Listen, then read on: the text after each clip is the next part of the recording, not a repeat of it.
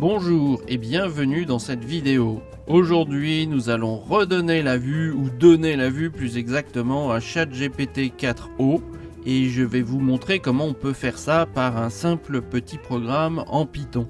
Avant de vous présenter le programme, ce qui va peut-être être barbant pour certains qui ne codent pas, je vais vous montrer qu'est-ce qu'on arrive à faire avec la méthode que je vous propose aujourd'hui. Donc on va avoir déjà une série de petits tests qui testent aussi bien le montage Python que j'ai fait que les capacités de ChatGPT 4o, la dernière version. Donc c'est parti pour les tests.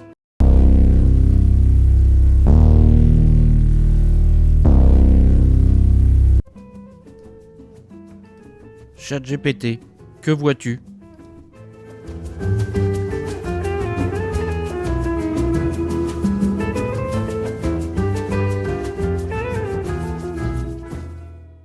Ce que je vois là, c'est un écran rempli de caractères ASCII. Ça ressemble à une image ASCII où des caractères sont utilisés pour créer une sorte de dessin ou de représentation visuelle. C'est une forme d'art informatique assez cool et vintage.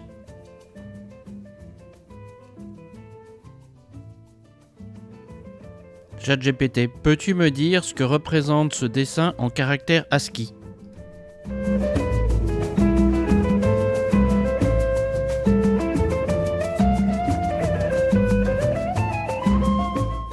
Bien, à première vue, ce dessin en caractère ASCII représente un visage. Il ressemble à une sorte de portrait, mais c'est parfois difficile de le discerner avec précision uniquement à partir des caractères. C'est toujours fascinant de voir comment les caractères textuels peuvent être utilisés pour créer des images comme celle-ci.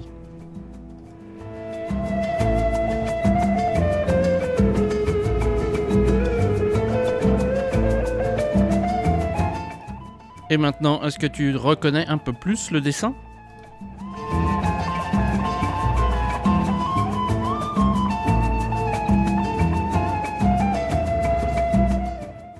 Oui, maintenant je vois mieux le dessin. C'est une image d'un zèbre, représentée avec du texte ou des caractères spéciaux. Le contraste noir et blanc fait vraiment ressortir ses rayures. Impressionnant.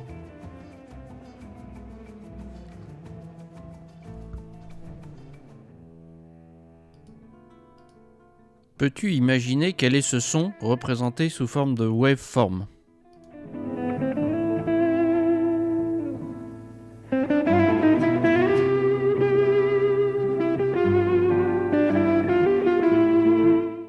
On ne peut pas deviner exactement quel son pourrait être représenté par cette forme d'onde, puisqu'il pourrait s'agir de n'importe quel type de son.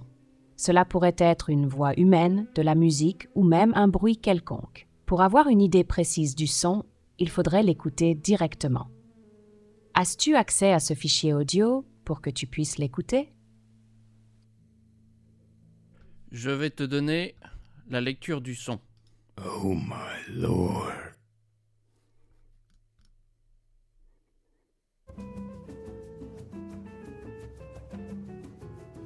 Salut. Je vois que tu as une onde sonore affichée sur ton écran. Si tu cherches à savoir ce qu'elle représente en termes de son, je vais avoir besoin de te l'expliquer un peu. En gros, cette onde montre l'intensité du son sur l'axe vertical et le temps sur l'axe horizontal. Les parties plus larges et plus denses représentent les moments où le son est plus fort ou a plus de variations, tandis que les sections plus minces indiquent des périodes plus calmes. Si tu as une idée de ce que tu cherches à comprendre ou analyser, je pourrais peut-être t'aider davantage. N'hésite pas à me donner plus d'infos. Alors, c'était pas très bien parce que effectivement, les sessions sont déconnectées, il n'y a pas de notion d'historique de ce que je lui ai demandé avant, et puis pour moi, ça paraissait plus une conversation. Donc ça, c'est un truc que je pourrais intégrer, c'est de rajouter à chaque nouvelle question dans une session donnée, toutes les questions et les réponses qui ont été données avant comme un historique. Ce n'est pas pour l'instant codé. Alors voici une image de Sam Altman, le PDG d'OpenAI, et donc on va essayer de lui envoyer cette image en lui demandant s'il reconnaît cette personne. On va faire ça. Reconnais-tu cette personne ?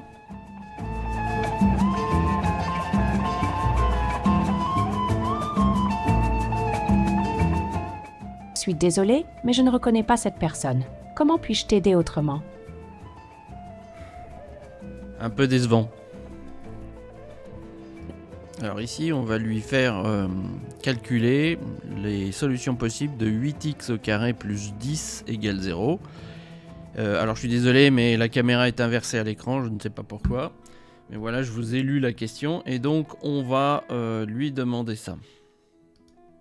Peux-tu résoudre cette équation ?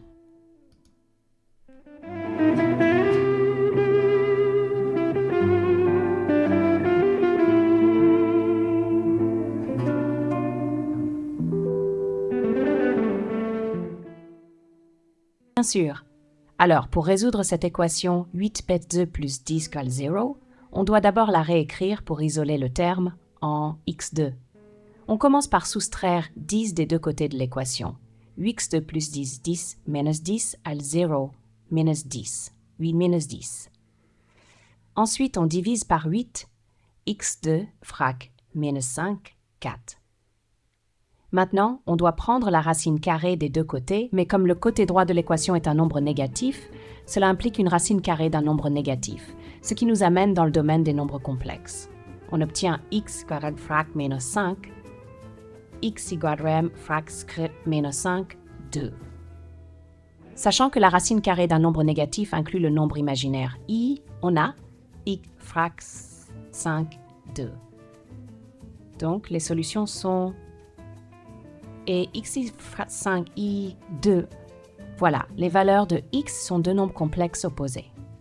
Alors évidemment, la lecture est assez pénible puisqu'il faudrait reformater les équations, puisqu'il a une notation évidemment pour le faire. Mais évidemment, l'équation n'avait pas de solution dans les nombres réels. Il fallait aller dans les nombres imaginaires. Donc là, on va essayer de lui faire résoudre une équation, on va bien voir ce que ça donne.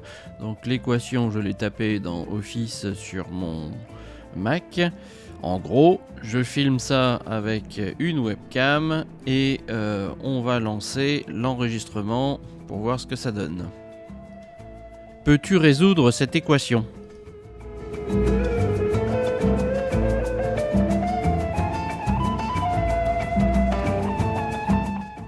Bien sûr, je peux t'aider à résoudre cette équation. Commençons. L'équation est 8x² minus 10 égale 0. On commence par ajouter 10 des deux côtés de l'équation. 8x2 égale 10. Ensuite, on divise par 8 des deux côtés pour isoler x2 frac 10, 8. x2 frac 5. Maintenant, on prend la racine carrée des deux côtés, x frac 5, 4. Ce qui nous donne x égale pm frac 5, 2. Donc, les solutions de l'équation sont x égale 5, 2 et x égale 5. Voilà, c'est fait.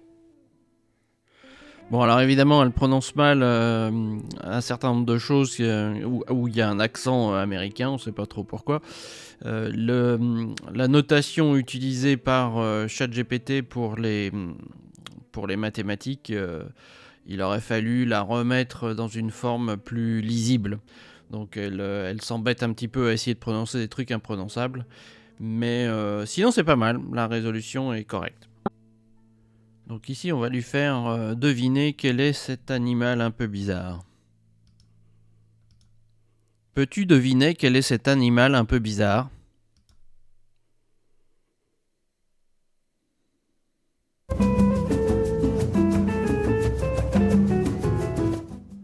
Ah, c'est un animal assez unique. Ce que tu vois, c'est probablement un jerboa. Ce sont des petits rongeurs avec de longues pattes arrière et une queue ressemblant un peu à un croisement entre une souris et un kangourou. Ils sont surtout trouvés dans les déserts d'Afrique et d'Asie.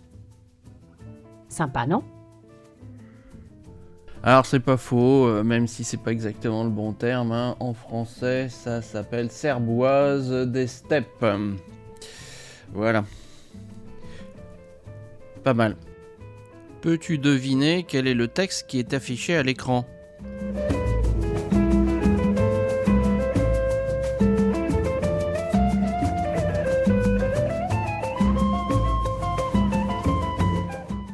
D'accord, je peux lire le texte affiché à l'écran. Reste des frères Salta et des autres ne pourraient pas en dire autant. Et nous pourrions leur proposer un marché. En somme, nous leur offrons leur propre ville en hypothèque, et non comme fief, juste un prétexte d'emploi. C'est différent.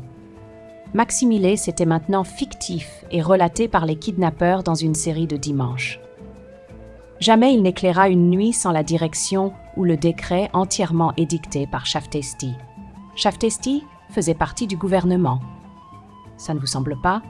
Pourtant.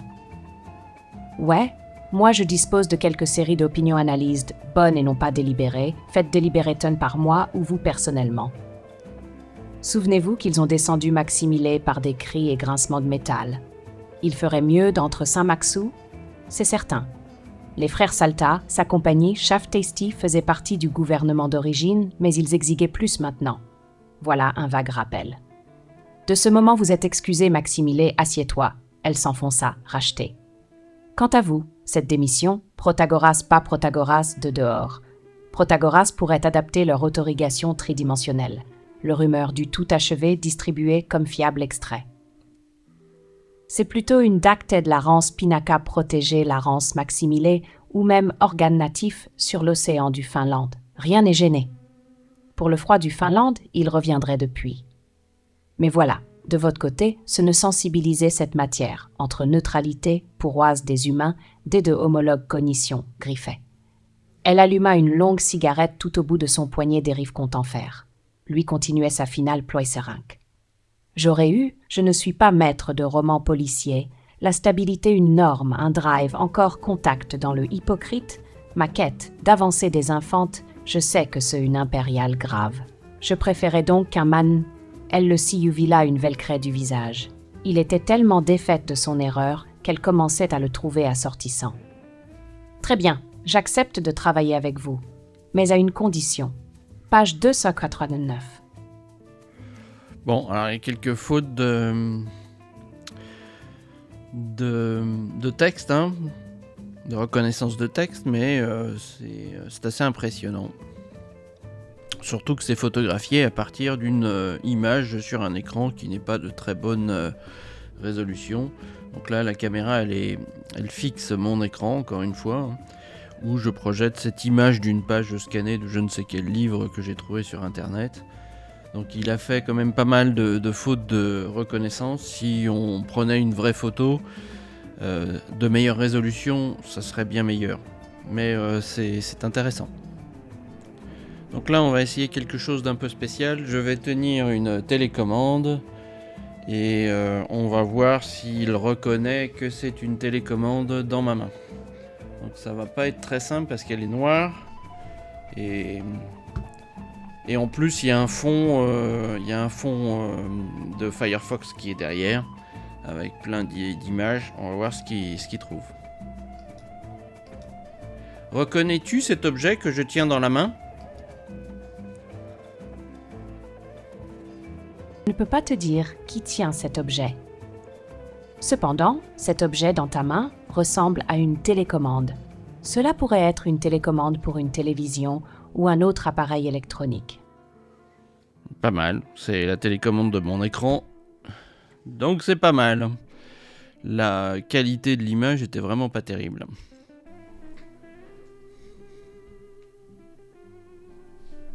Donc là, je vais lui présenter un buste en plastique de Alfred Einstein et on va voir s'il reconnaît ce buste. Reconnais-tu ce buste ? Désolé, je ne peux pas reconnaître les bustes ou identifier les personnes dans les images. Bon, c'est conforme à ce qu'on avait déjà dit. Elle n'a pas associé à des images des noms de personnes. C'est un petit peu dommage parce que si c'est des personnes encore en vie, bon, pour des raisons de vie privée ou autre, je comprends, mais sur des personnes qui sont connues et mortes depuis longtemps, c'est un peu bizarre. Alors là, je vais lui montrer ma main et puis je vais lui demander combien j'ai de doigts. Combien ai-je de doigts dans cette main ?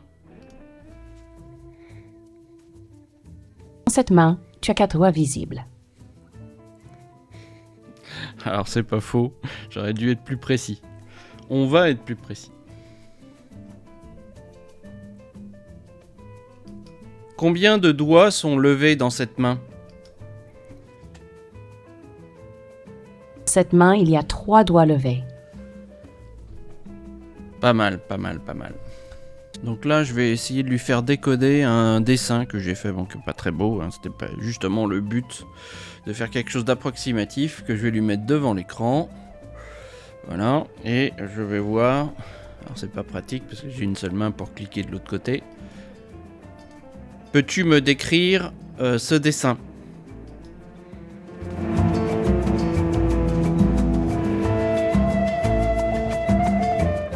Bien sûr, sur le dessin, on voit un voilier avec une personne à bord, dessiné de manière très simple avec des traits de ligne droite.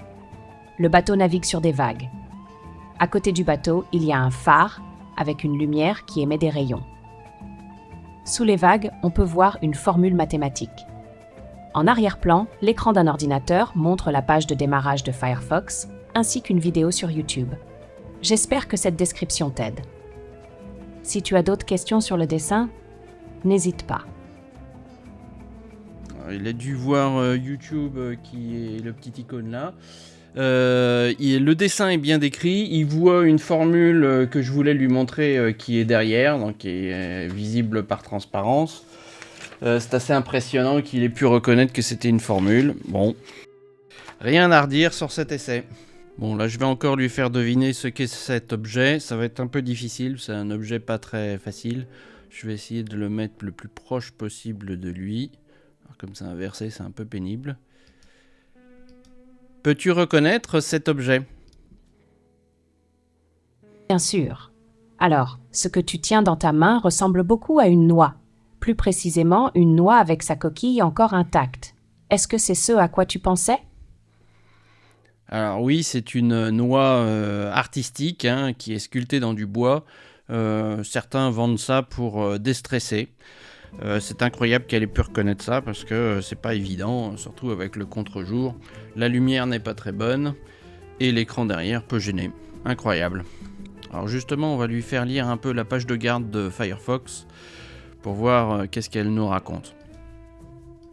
Peux-tu nous décrire ce que tu vois sur cet écran avec tous les détails ?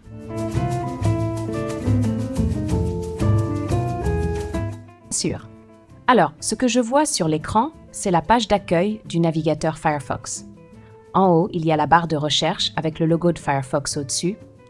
En dessous, il y a plusieurs icônes de sites web populaires comme Amazon, YouTube, GitHub et d'autres pour un accès rapide.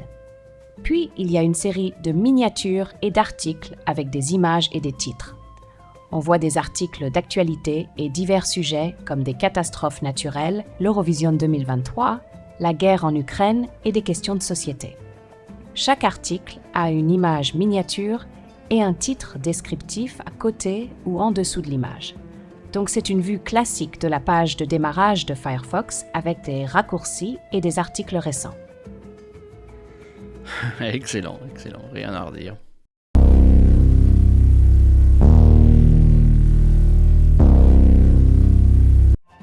Alors maintenant nous allons voir comment ça marche. Bon, la première chose qu'on fait, étape 1, c'est de récupérer une vidéo depuis la webcam et de l'envoyer à FFmpeg, dont le but ça va être de séparer la vidéo en une série d'images, des frames et un audio, qui est l'audio de la vidéo. Cet audio est envoyé à Whisper qui fait de la reconnaissance donc de paroles et va transformer donc l'audio en texte. Ce texte va pouvoir ensuite être envoyé avec les frames, donc avec les différentes images qui composent la vidéo, à ChatGPT. ChatGPT donc va pouvoir étudier les images et le texte. Ensuite, il va analyser tout ça et donner une réponse.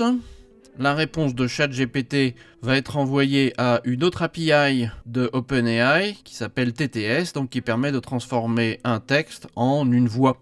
Et la voix ensuite est diffusée à travers les haut-parleurs.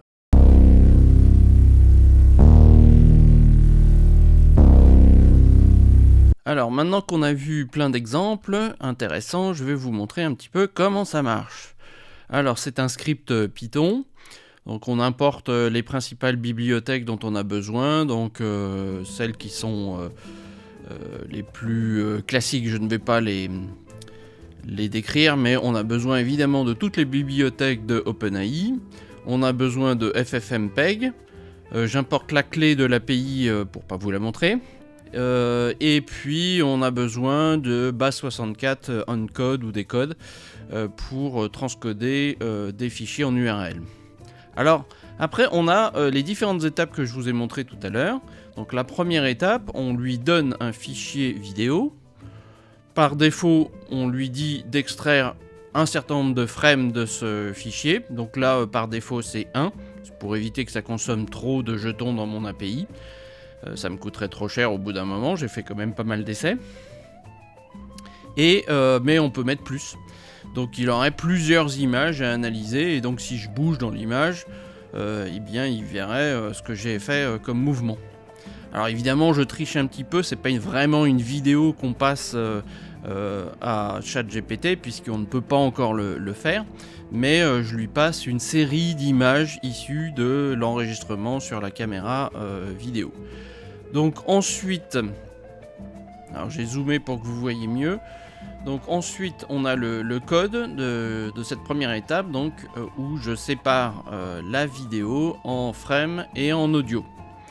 Donc la première chose, c'est je regarde si le fichier qu'on me passe c'est un nom de fichier ou c'est des données encodées en base64. Si c'est des données encodées en base64, je les décode et je les sauvegarde dans un répertoire temporaire sous un nom vidéo.mpeg4. Ensuite, je vais pouvoir processer la vidéo. Donc je prends la vidéo en entrée, je lui dis comment nommer les frames. Donc chaque frame portera un numéro, donc 1, 2, 3, etc. Et je lui dis combien de frames je veux sortir à partir de cette vidéo et je lui demande d'exécuter ça. L'étape suivante, on extrait l'audio. Donc on prend toujours la même vidéo et on va extraire l'audio. Je le mets dans un répertoire temporaire avec un nom de fichier qui s'appelle audio.mp3.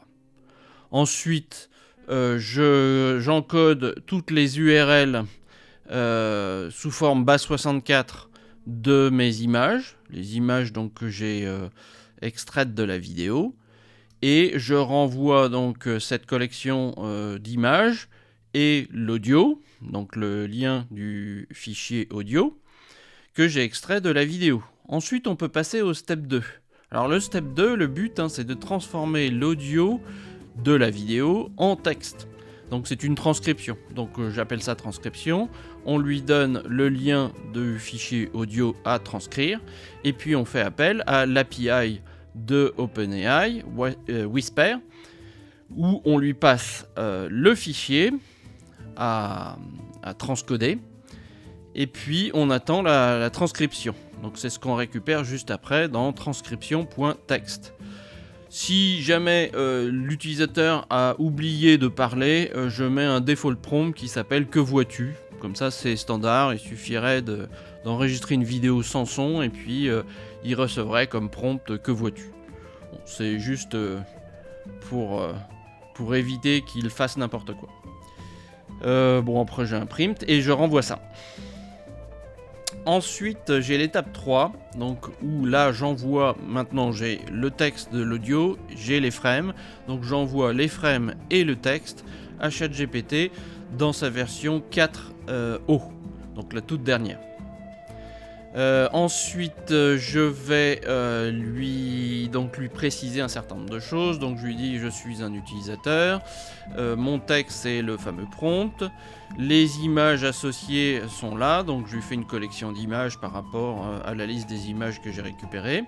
Et puis là je lui donne un petit peu de contexte. Donc je lui dis, dans ton contexte système, les images sont des trames d'une vidéo. L'utilisateur ne sait pas que la vidéo est divisée en images. Évidemment, puisqu'on essaye de faire croire à l'utilisateur qu'on passe carrément la vidéo à ChatGPT, ce n'est pas le cas puisqu'il ne sait pas encore le faire.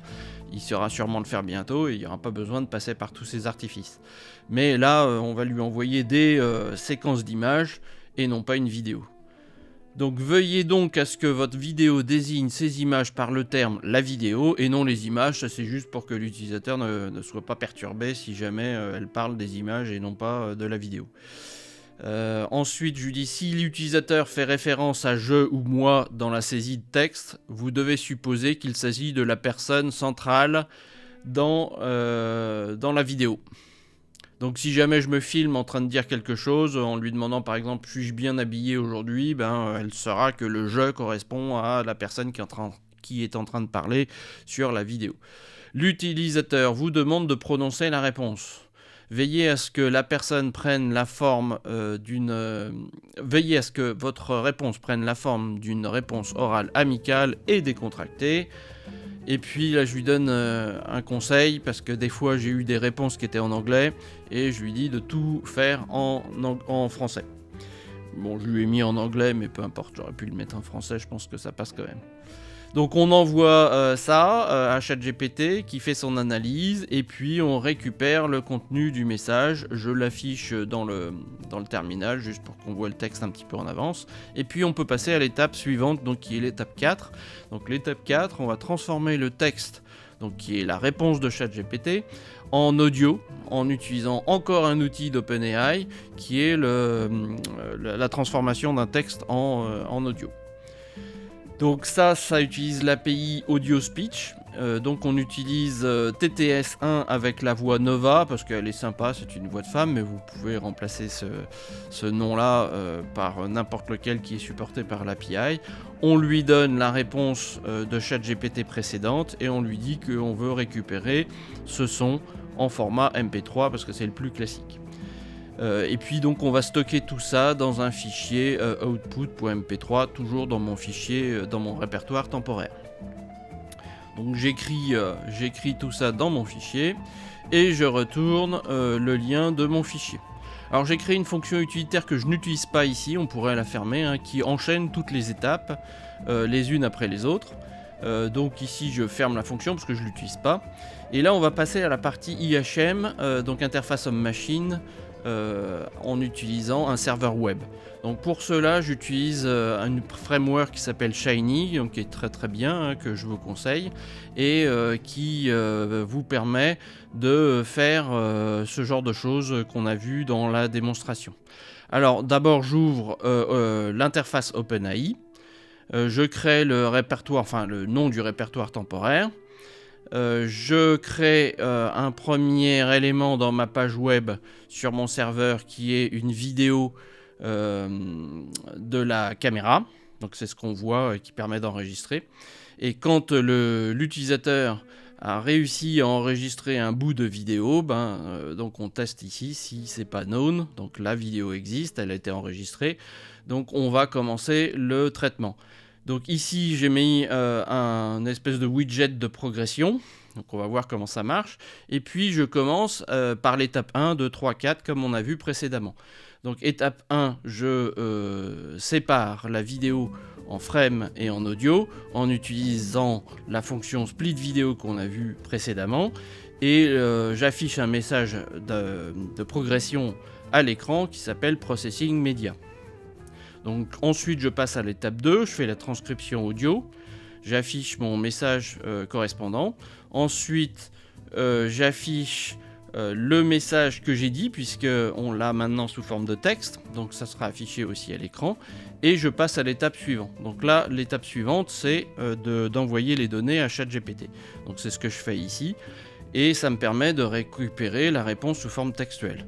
Donc là j'affiche la réponse sous forme textuelle ici, et puis ensuite je passe à l'étape suivante, génération de l'audio de la réponse. Et là je fais texte ou audio de la réponse, et cette réponse est affichée, enfin pas vraiment affichée, mais affichée aussi, mais aussi parlée grâce à ce petit widget là, et après on a fini, on peut recommencer l'enregistrement d'une vidéo. Donc vous voyez, c'est quand même assez simple, il n'y a rien d'extraordinaire, c'est juste des briques qu'on assemble les unes après les autres. Alors il faut faire un peu attention à ce qu'on fait, c'est de la programmation, mais ce n'est pas très très compliqué.